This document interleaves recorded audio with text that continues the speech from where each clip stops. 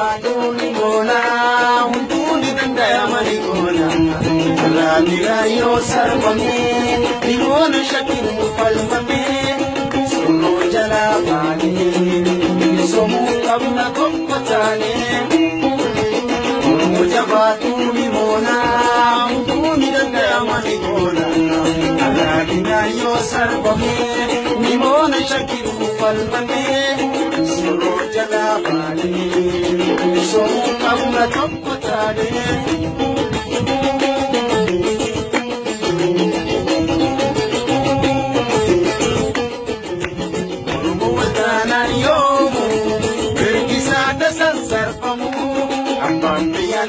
Yomile, Bernuma Tofira, Walale, Oromo Waltana Yomu, Berkisata Sansarpamu,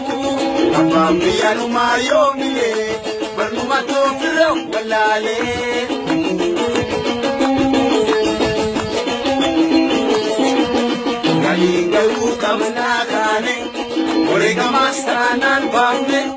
Ulisumartin Bane. Sama sene sene aga fonde fane kane intu sabab sene udan dinero ina falma jirra keron wada kinya saron fane o sabab sene kane o wali tane kane o wali tane kane so de fane kadi fa wikenya barnuti kadi fa wikenya barnuti wala bumoronyati kadi fa wikenya barnuti kadi fa wikenya barnuti bilisumoromati kana falmana barnuti chinchina kayati falmana barnuti chinchina kayati wala buma bilisuma oromati ayata utandole ngabde bilisumma ummata oromoti jechati bareedama guddaa gara khafalle bosona jirra yeroo bosona keessa teenyu kanatti akkuma dargaggeessa biyya keessa jiru nuti silaafi keenya oofachuu wallaalle kana dargaggeessi biyya keessa hundi kana beekuu qabu namu jireenya gaarii jiraachuu wallaalle miti laafi jireenya keessa namni arra itti jiru kana oofuunis itti beeka tokkuma isaanii jiraate garuu isa dhiifne nuti haga xumuraa maayyuu lubbuutiin haannee jirra jechuudha dargaggeettina irraa kaane jira jechuudha jireenya bashannana gaarii dhiisneeti sadarkaa kanatti jirra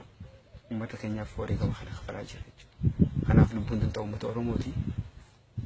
warri biyya keessa jiranis yeroo bosona keessa akkasitti qorraa fi beelan dararamu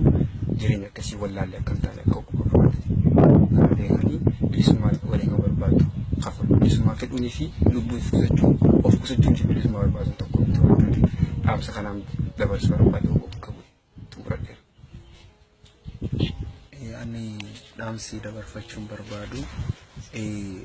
inni tokkoffaan warreen deentaa akkuma jaalli kiyya jalqaba achirraa tuqe warreen deentaa isaaniif jecha of wantoo je'anii dhaabarraan fottoqanii olola dhaabarratti warreen oofan boru seenaan isaan gaafata waan ta'e otoo of qubsatan gaariidha. Keessumaan biyya alaa kan deddeemaniiti waa adda addaa reediyoorraanis waa miidiyaarraanis waan dhageenyu jira jechuudha. Abaa'oon ummata oromootiif dhaabbate ummata oromoo sammuu abaa'oo beeka jechuudha. Dhuunfaa fedhii isaaniif jecha nama takka nama lamaan wal ijaaranii nuti dhaaba jedhanii to'ata qusatan wayya. Inni biraan ammoo ummanni oromoo alaaf biyya keessa ala jiran woboo biraa dhaabbatuu qaba woboo gargaaruu qaba. Waa hundaanuu woboon amma wanti nuti rakkannu hin jiru jechuudha. Diina kana kuffisuuf wanti hundi qabeenya barbaada humna barbaada waan ta'eef qabeenyaan nu bira ta'uu qaban warri ala jiran keessumaayyuu hiree guddaa qabu jechuudha nu gargaaruuf qawwee nu bituu qabu kilaasha nu bituu qabu kanaan diina keenya kuffisuu dandeenya diina keenya lolachuu kan dandeenyu waa'ee innis akkuma nu waraanu nuti akka waan isa waraannu nu barbaada jechuudha kanaaf qabeenyaan nu bira ta'uu qabanii inni kaan jaallawwan kiyya dhaamsa guddaa